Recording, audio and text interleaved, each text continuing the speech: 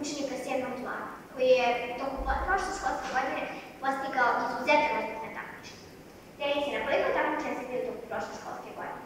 Bio sam na zaista puno takmičenja na jezicima i na prirodnim i društvenim naukama, kao što su, na primer, istorija, srpski, matematika, biologija, tehničko i fizika. Koje takmičenje posebno pamtiš?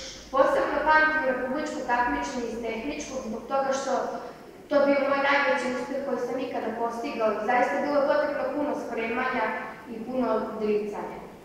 Da li ti je teško kada se spremaš za 7 ili 8 takmičenja u isto vrijeme? Da li ti treba pomoć, da li? Pa ne treba mi pomoć. Potrebno mi je samo mnogo vremena i potrebno mi je strpljenje. Pa teško je zbog toga što naporno je i to je psihički teško.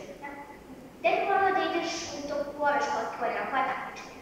Pa volila bih opet da idem na sva takmičenja koje sam bili prošle godine i plus bih dodao hemiju i geografiju, zbog toga što sam ove godine dobio mogućnost da se takmičim iz geografije, a hemija mi je mnogo predmet, pa želim da se iskušam u tome. Koji ti je u školi omiljeni predmet? Pa nemam omiljeni predmet, zaista mogu sve predmete i prirodne i društvene nauke podjednako i ne mogu da izdvojim jedan predmet. Ne postoji baš ništa, baš nijedan predmet koji ti se malo manje sviđa od drugih? Ne postoji.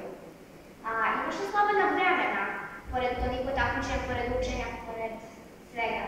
Da, uvek nađem malo slobodnog vremena ili da se igram sa sestrom, da provedem vreme sa slobodnim prijateljima, da pogledam TV i tako. Hvala ti, Denice. Ja sam Ljubica Ognjenović, sada se vraćamo u program.